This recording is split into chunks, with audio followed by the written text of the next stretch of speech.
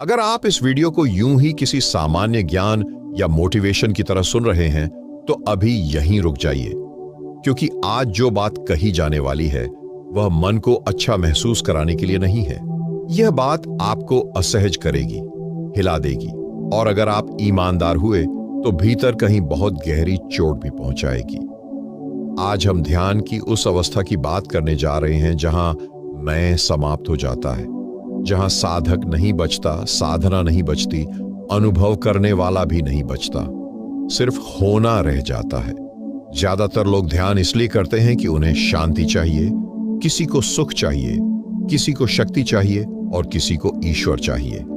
लेकिन आज जिस ध्यान की बात होगी वह इन सब इच्छाओं को जला देता है। यह ध्यान कुछ पाने का नहीं, यह ध्यान खो जाने का है। इसलिए मैं आपसे बस इतना कहूंगा, अगर आप सच में जीवन की गहराई को छूना चाहते हैं तो इस वीडियो को अंत तक छोड़िए मत। बीच में अगर मन कहे काफी हो गया तो समझ लेना आप सही दिशा में जा रहे हैं। और हां, अगर यह विषय आपको भीतर तक छूता है तो वीडियो को लाइक कर दीजिए, चैनल को सब्सक्राइब कर लीजिए और अंत में कमेंट में बस इतना लिख दीजिए, मैं सुन रहा हूं, क्योंकि यह सुनना ही आगे का द्वार है। अब असली बात शुरू होती है। हम जीवन भर मैं को बचाने में लगे रहते हैं। मेरा नाम, मेरी पहचान, मेरा धर्म, मेरी उपलब्धि, मेरा अपमान। यह मैं इतना चतुर है कि यह ध्यान में भी घुस जाता है। आप कहते हैं मैं ध्यान कर रहा हूं, यहीं से समस्या शुरू हो जाती है। ध्यान वहां नहीं है जहां मैं कुछ कर रहा है, ध्यान वहां शुरू होता है जहां करने वाला थक जाता है। जब आप आंख बंद करके बैठते हैं तो भीतर एक भीड़ दिखाई देती है। विचार, स्मृतियां, इच्छाएं, डर, भविष्य, अतीत, और इन सब के बीच एक आवाज लगातार चलती रहती है, मैं यह देख रहा हूं, मैं भटक गया, मेरा ध्यान नहीं लग रहा। ध्यान की पहली सच्चाई यही है, ये मैं ही सबसे बड़ा शोर है। जब तक देखने वाला बचा है तब तक देखा गया सत्य नहीं है। आप किसी नदी को देखते हैं, लेकिन जब तक मैं नदी देख रहा हूं बना रहता है तब तक आप नदी से अलग हैं। ध्यान उस क्षण घटता है जब देखने वाला और देखा गया एक हो जाते हैं। लेकिन यह एक होना किसी प्रयास से नहीं होता। यह बहुत समझने की बात है। जितना आप मैं को मिटाने की कोशिश करेंगे उतना ही मैं सूक्ष्म होकर बच जाएगा। वह साधक बन जाएगा, वह ज्ञानी बन जाएगा, वह अनुभवी बन जाएगा। इसलिए ध्यान की राह उल्टी है। यह जीतने की नहीं, हारने की राह है। जब आप बैठते हैं और कुछ नहीं करते, बस सांस आती जाती है और आप भीड़ को बदलने की कोशिश नहीं करते, न दबाते हैं न पकड़ते हैं, तब धीरे धीरे एक अजीब सी थकान आती है। यह शरीर की थकान नहीं है, यह मैं की थकान है। वह आवाज जो हर चीज पर टिप्पणी कर रही थी धीरे धीरे कमजोर होने लगती है, जैसे कोई आग बिना ईंधन के बुझने लगती है। और फिर कभी कभी बहुत छोटे क्षण के लिए एक खालीपन उतरता है। उस खालीपन में न शांति है, न अशांति, न सुख है, न दुख। वहां कोई नहीं है जो कहे वाह कितना अच्छा अनुभव है। और यहीं लोग डर जाते हैं, क्योंकि जहां मैं नहीं होता वहां नियंत्रण भी नहीं होता। ध्यान की वह अवस्था कोई अनुभव नहीं है, वह अनुभव करने वाले का अंत है। इसीलिए इसे शब्दों में समझाना लगभग असंभव है। लेकिन एक संकेत दिया जा सकता है। जब ध्यान गहराता है तो आपको यह भी याद नहीं रहता कि आप ध्यान कर रहे हैं। आपको यह भी याद नहीं रहता कि आप कौन हैं। बस एक सजीव मौन होता है और उस मौन में कोई केंद्र नहीं होता। यह अवस्था आती जाती है, यह स्थायी नहीं होती, और स्थायी होने की इच्छा ही इसके दरवाजे बंद कर देती है। अभी यहां तक समझ लेना काफी है। ध्यान का अर्थ कुछ पाना नहीं, ध्यान का अर्थ मैं का धीरे धीरे गल जाना है। अब आगे हम बात करेंगे, जब मैं टूटने लगता है तो भीतर डर क्यों उठता है। यह शब्द ध्यान की यात्रा में अचानक नहीं आता, यह हमेशा से भीतर छिपा होता है। लेकिन जैसे ही मैं ढीला पड़ने लगता है, डर पहली बार पूरी ताकत से सामने आता है। आपने देखा होगा, जब ध्यान थोड़ा गहरा होने लगता है तो अचानक बेचैनी बढ़ जाती है। कभी घबराहट, कभी दिल की धड़कन तेज, कभी ऐसा लगता है जैसे कुछ गलत होने वाला है। और साधक तुरंत कहता है, आज ध्यान ठीक नहीं लग रहा, आज मन बहुत अशांत है, आज बैठना सही नहीं है, असल में आज पहली बार ध्यान सही दिशा में जा रहा होता है। डर इसलिए आता है क्योंकि अब तक जो मैं था वह स्वयं को सुरक्षित मानता था। उसके पास नाम था, पहचान थी, स्मृतियां थीं, भविष्य की योजनाएं थीं। लेकिन ध्यान की गहराई में ये सब धीरे धीरे अर्थहीन होने लगते हैं और मैं का पूरा अस्तित्व इन्हीं चीजों पर टिका था।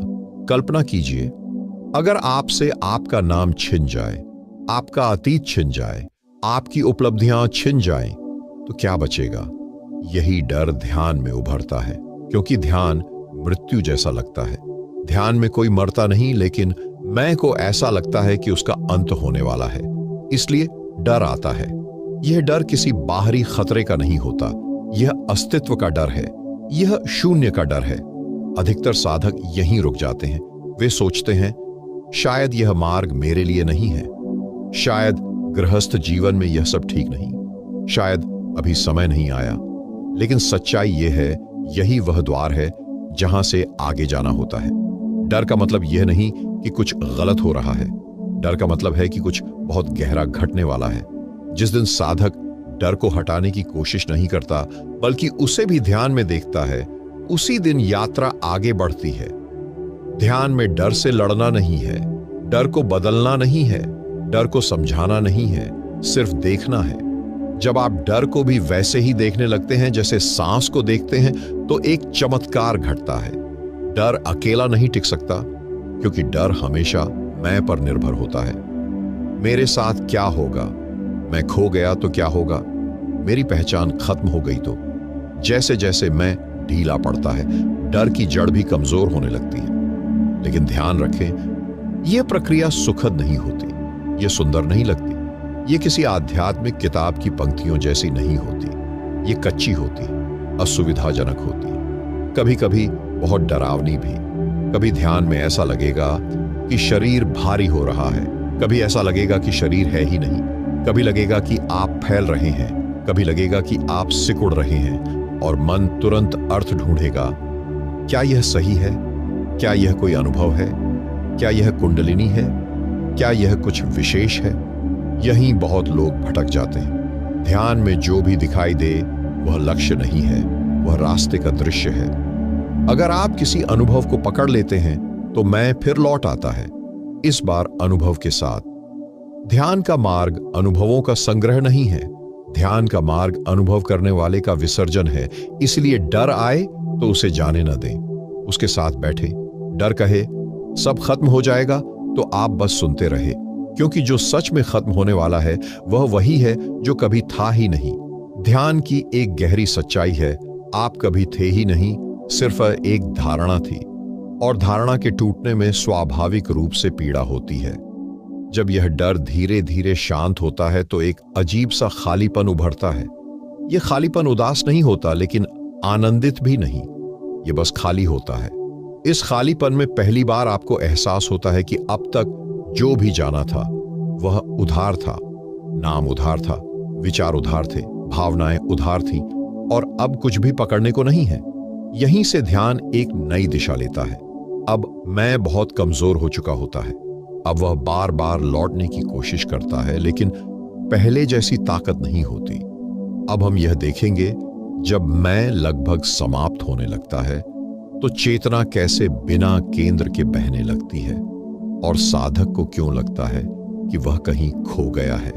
यह शब्द सुनने में नकारात्मक लगता है, लेकिन ध्यान की दुनिया में यही सबसे बड़ा संकेत है कि आप सही दिशा में हैं। जब मैं कमजोर पड़ चुका होता है और डर की तीव्रता भी कम होने लगती है, तब साधक को एक अजीब अनुभव होता है। उसे लगता है कि वह स्वयं को खो रहा है। अब ध्यान में पहले जैसी स्पष्टता नहीं रहती। पहले लगता था मैं सांस देख रहा हूं, मैं विचार देख रहा हूं। अब ऐसा नहीं होता। अब ध्यान बिना किसी केंद्र के बहता है, जैसे नदी बहती है बिना यह जाने कि वह बह रही है। आप बैठते हैं, लेकिन बैठने वाला स्पष्ट नहीं होता। सांस चल रही है, लेकिन सांस देखने वाला दिखाई नहीं देता। यहीं पर मन घबराता है, क्योंकि मन को स्पष्ट सीमाएं चाहिए। उसे चाहिए कोई पकड़ने वाला, कोई नियंत्रक। लेकिन ध्यान में नियंत्रण धीरे धीरे समाप्त होता है, और यही वह क्षण है जब साधक सोचने लगता है, मैं कहीं खो गया हूं, मुझे कुछ समझ नहीं आ रहा, मैं सही कर रहा हूं या नहीं। असल में यही वह जगह है जहां पहली बार आप सच में उपस्थित होते हैं, क्योंकि जब तक आप स्वयं को जानते हैं तब तक आप अतीत हैं। पहचान हमेशा स्मृति से बनती है, लेकिन जब पहचान टूटती है तो केवल वर्तमान बचता है। यह वर्तमान बहुत तीव्र होता है, बहुत नग्न होता है। यह सुखद नहीं होता, लेकिन इसमें एक सच्चाई होती है जिसे झुठलाया नहीं जा सकता। अब ध्यान किसी विधि जैसा नहीं लगता, कोई तकनीक याद नहीं रहती, कोई मंत्र भीतर नहीं दोहराया जाता, बस जो है वही है। इस अवस्था में बहुत बार ऐसा होता है कि साधक को समय का भान नहीं रहता। 5 मिनट 5 घंटे जैसे लगते हैं, या 5 घंटे 5 मिनट जैसे। कभी कभी आंखें खुली होती हैं और फिर भी देखने वाला नहीं होता। कभी आंखें बंद होती हैं और भीतर बाहर का फर्क मिट जाता है।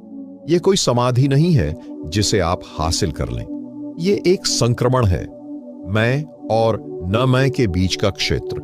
यहां सबसे बड़ा खतरा फिर से मैं को पकड़ लेने का होता है। जैसे ही आप कहते हैं, अरे मैं तो खो गया था, मैंने कुछ खास अनुभव किया, मैं बहुत गहरे चला गया, बस यहीं मैं फिर से जन्म ले लेता है। ध्यान बहुत निर्दयी है। वह किसी को विशेष नहीं मानता, वह किसी को पदवी नहीं देता। जैसे ही आप स्वयं को कोई नाम देते हैं, ध्यान आपसे एक कदम दूर हो जाता है।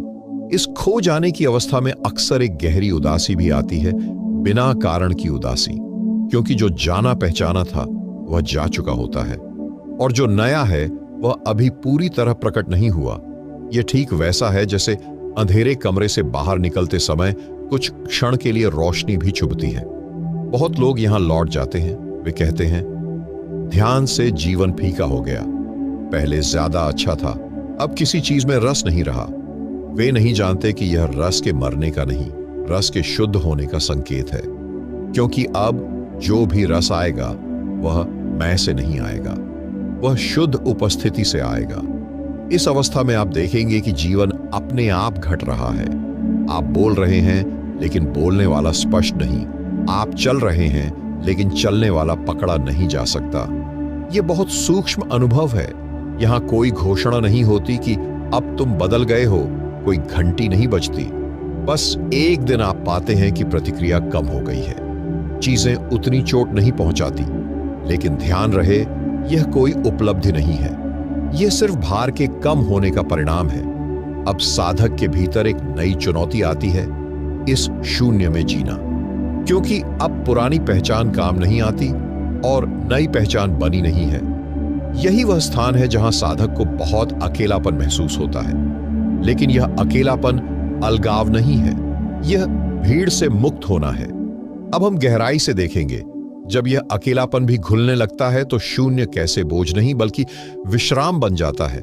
यह वह अवस्था है जहां शब्द धोखा देने लगते हैं, क्योंकि जो घट रहा होता है वह सामाजिक अकेलापन नहीं होता, यह किसी के न होने का दुख नहीं है, यह भीड़ के समाप्त हो जाने का मौन है। अब साधक न डरता है, न खोने से घबराता है, अब बस एक गहरा फैला हुआ सूनापन है।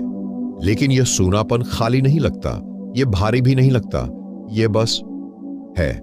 अब ध्यान में कोई प्रयास नहीं बचता, बैठना भी प्रयास नहीं लगता, न बैठना भी ध्यान से बाहर नहीं ले जाता। यह सबसे अजीब बात यह होती है, आप अपने विचारों से भी दूरी महसूस करते हैं। वे आते हैं, जाते हैं, लेकिन आपको छूते नहीं। जैसे खिड़की से बाहर लोग आते जाते दिखते हैं, लेकिन आप भीतर बैठे हैं। पहले आप विचारों में रहते थे, अब विचार आपसे होकर गुजरते हैं। यही वह बिंदु है जहां साधक को लगता है, मैं अकेला हूं। लेकिन उसी क्षण यह भी स्पष्ट हो जाता है कि यह अकेलापन पीड़ा नहीं दे रहा, क्योंकि अब किसी से जुड़ने की मजबूरी नहीं है, किसी से दूर भागने की जरूरत नहीं है। यह अकेलापन स्वतंत्रता का पहला स्वाद है। लेकिन मन अभी पूरी तरह समाप्त नहीं हुआ होता, वह यहां भी चाल चलता है। वह कहता है, अब तो तुम बहुत आगे आ गए हो, अब तो तुम साधारण लोगों से अलग हो, अब तो तुम्हें दूसरों को सिखाना चाहिए। अगर साधक ने यहां इस आवाज को सच मान लिया तो पूरी यात्रा फिर से शुरू करनी पड़ेगी, क्योंकि यह आवाज मैं का अंतिम रूप है, आध्यात्मिक अहंकार। इसलिए यहां बहुत सजगता की जरूरत होती है, न दबाने की, न पकड़ने की, बस देखने की। इस अवस्था में अक्सर जीवन में एक अजीब सा बदलाव दिखता है। आप कम बोलने लगते हैं, कम प्रतिक्रिया देते हैं। लोग कहते हैं तुम बदल गए हो, तुम पहले जैसे नहीं रहे, और वे सही कहते हैं। लेकिन यह बदलाव किसी निर्णय से नहीं आया, यह किसी नियम से नहीं आया, ये अपने आप घटा है। अब आपको खुद को साबित करने की जरूरत नहीं रहती। आप चुप रह सकते हैं बिना असहज हुए, आप अकेले बैठ सकते हैं बिना ऊब के, और सबसे महत्वपूर्ण बात, अब आपको खुद से कहानी सुनाने की जरूरत नहीं रहती। पहले मन लगातार अपने बारे में कहानी बनाता था। मैं ऐसा हूं, मेरे साथ ऐसा हुआ, मुझे ऐसा बनना है। अब यह कहानी टूटने लगती है, और कहानी टूटते ही समय की पकड़ भी ढीली पड़ जाती है। भविष्य अब इतना आकर्षक नहीं लगता, अतीत अब इतना भारी नहीं लगता। यहां एक गहरी शांति आती है, लेकिन यह वह शांति नहीं जिसे आप महसूस करके कह सकें, वाह कितनी शांति है, क्योंकि कहने वाला ही नहीं बचा। ये शांति एक पृष्ठभूमि बन जाती है जिसमें जीवन चलता रहता है। अब साधक के भीतर एक नया प्रश्न उठता है, अगर मैं नहीं हूं तो जी कौन रहा है? यह प्रश्न शब्दों से नहीं आता, यह मौन से उठता है, और यही प्रश्न अगले द्वार की ओर ले जाता है। क्योंकि अब स्पष्ट होने लगता है, जीवन किसी मैं पर निर्भर नहीं है। श्वास बिना मैं के भी चलती है, हृदय बिना मैं के भी धड़कता है। तो फिर यह मैं था ही क्यों? लेकिन अभी भी एक बहुत सूक्ष्म धारणा बची होती है कि मैं यह सब देख रहा हूं। यह भ्रम बहुत चालाक है। यह शोर नहीं करता, यह दावा नहीं करता, यह बस चुपचाप मौजूद रहता है। अब साधक को ऐसा लगता है, मैं तो कुछ भी नहीं कर रहा, सब अपने आप हो रहा है। लेकिन इस मैं में अभी भी एक हल्की सी पकड़ है, बहुत पतली, लगभग अदृश्य। ध्यान की इस अवस्था में कोई विशेष अनुभव नहीं होता, कोई रोशनी नहीं, कोई आनंद की लहर नहीं, कोई दिव्य दृश्य नहीं। और यही सबसे कठिन बात है, क्योंकि मन अब भी किसी निष्कर्ष की तलाश में है। वह चाहता है कि कहीं लिखा हो तुम यहां पहुंच गए, लेकिन ध्यान में कोई प्रमाण पत्र नहीं मिलता। यहां साधक को एक गहरी निरर्थकता महसूस होती है। एक प्रश्न उभरता है, तो फिर यह सब क्यों? यह प्रश्न खतरनाक नहीं है, यह आवश्यक है, क्योंकि यही प्रश्न भ्रम की जड़ को हिला देता है। जब आप ईमानदारी से देखते हैं तो एक तथ्य स्पष्ट होने लगता है, जो कुछ भी घट रहा है वह आपके कारण नहीं हो रहा। ध्यान नहीं हो रहा, ध्यान घट रहा है। आप सांस नहीं ले रहे, सांस ली जा रही है। आप जीवन नहीं जी रहे, जीवन जिया जा रहा है। यह समझ कोई विचार नहीं है, यह एक सीधा बोध है। और इस बोध के साथ मैं अचानक बहुत अनावश्यक लगने लगता है, जैसे कोई छाया जिसे आप अब तक अपना शरीर समझते रहे हो। अब एक अजीब सा हास्य पैदा होता है, अपने ऊपर ही हंसी आती है। मैं कभी था ही नहीं, फिर भी मैंने पूरी जिंदगी उसे बचाने में लगा दी। यह हंसी जोर की नहीं होती, यह भीतर की होती है, शांत, मौन, बिना आवाज की। यहीं पर अंतिम प्रतिरोध आता है। मन कहता है, अगर मैं नहीं हूं तो जिम्मेदारी कौन लेगा? निर्णय कौन करेगा? गलत सही कैसे होगा?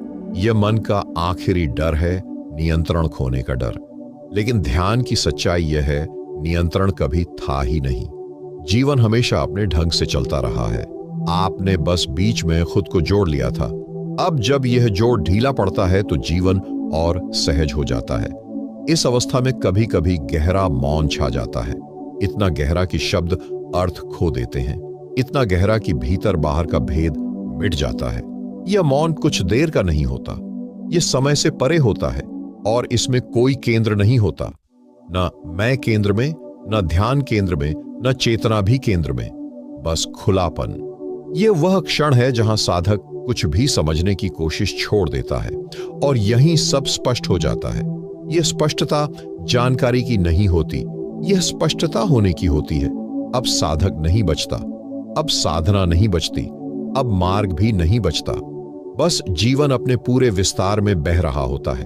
लेकिन ध्यान रखें, यह कोई अंतिम उपलब्धि नहीं है, यह कोई स्थायी अवस्था नहीं है। यह तो बस भ्रम के गिरने का क्षण है। अब जो बचेगा वह प्रयास से नहीं बचेगा, वह पकड़ा नहीं जा सकेगा। आगे अब हम उसी की बात करेंगे। जब कुछ भी पकड़ने को नहीं बचता तो जीना कैसा होता है और मैं के बिना जीवन कैसे पहली बार पूरा पूरा घटता है। यह कोई लक्ष्य नहीं है, यह किसी यात्रा का अंत नहीं है, यह बस उस खोज का शांत हो जाना है जो कभी भ्रम से शुरू हुई थी। अब कुछ भी पाने की इच्छा नहीं बची, इसलिए खोने का डर भी नहीं बचता। अब जीवन को बेहतर बनाने की कोशिश नहीं होती, क्योंकि जीवन को सुधारने वाला कोई बचा ही नहीं। यह अवस्था बाहर से देखने पर बहुत साधारण लगती है, कोई चमक नहीं, कोई विशेषता नहीं, कोई दावा नहीं, लेकिन भीतर एक गहरी स्थिरता होती है। यह स्थिरता जड़ नहीं है, यह बहाव के बीच की स्थिरता है। जैसे नदी बह रही है, लेकिन नदी होना स्थिर है। अब ध्यान अलग से नहीं करना पड़ता, चलना ध्यान है, बोलना ध्यान है, चुप रहना ध्यान है, क्योंकि अब ध्यान करने वाला अलग नहीं है।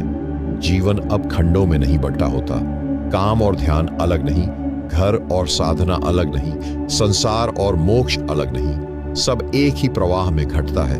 अब कोई भीतर बैठा हुआ नियंत्रण नहीं करता, फिर भी सब कुछ ठीक ठीक होता चला जाता है। गलतियां भी होती हैं, लेकिन उनका बोझ नहीं बनता। दुख भी आता है, लेकिन वह चिपकता नहीं, क्योंकि दुख को पकड़ने वाला अब मौजूद नहीं है। इस अवस्था में सबसे बड़ा परिवर्तन यह होता है, जीवन से विरोध समाप्त हो जाता है। अब आप जीवन से झगड़ा नहीं करते, जो है वह स्वीकार है, लेकिन यह स्वीकार सीखा हुआ नहीं है, यह किसी सिद्धांत से नहीं आया, यह अपने आप घटा है। अब किसी को माफ करने की कोशिश नहीं करनी पड़ती, माफी स्वतः होती है, क्योंकि चोट लेने वाला कोई बचा ही नहीं। अब प्रेम किसी रिश्ते तक सीमित नहीं रहता, ये एक स्थिति बन जाता है। आप किसी से प्रेम नहीं करते, आप प्रेम होते हैं, और यह प्रेम भावुक नहीं होता, यह शांत होता है, गहरा होता है। इस प्रेम में कोई अपेक्षा नहीं होती, इसलिए कोई निराशा भी नहीं होती। अब मृत्यु भी डर नहीं देती, क्योंकि जो कभी था ही नहीं वह मर कैसे सकता है। शरीर जाएगा, रूप बदलेगा, लेकिन जो कभी केंद्र नहीं था वह कैसे समाप्त होगा। इसलिए इस अवस्था में जीवन बहुत हल्का हो जाता है। हंसी आ जाती है छोटी छोटी बातों पर, रोना भी आ सकता है, लेकिन वह भी बह जाता है। अब साधक और असाधक का भेद मिट चुका है। अब कोई यह नहीं कहता मैं पहुंचा, क्योंकि पहुंचने वाला कोई नहीं। अब कोई यह नहीं कहता मैं जान गया, क्योंकि जानने वाला कोई नहीं। बस जीवन अपने पूरे सौंदर्य और कड़वाहट के साथ स्वीकार हो चुका है। यही वह अवस्था है जहां मैं समाप्त हो जाता है, और फिर भी कुछ भी समाप्त नहीं होता, बल्कि पहली बार सब कुछ सच में शुरू होता है। अगर आपने इस पूरी श्रृंखला को शुरू से अंत तक सुना है तो समझिए कुछ घट चुका है।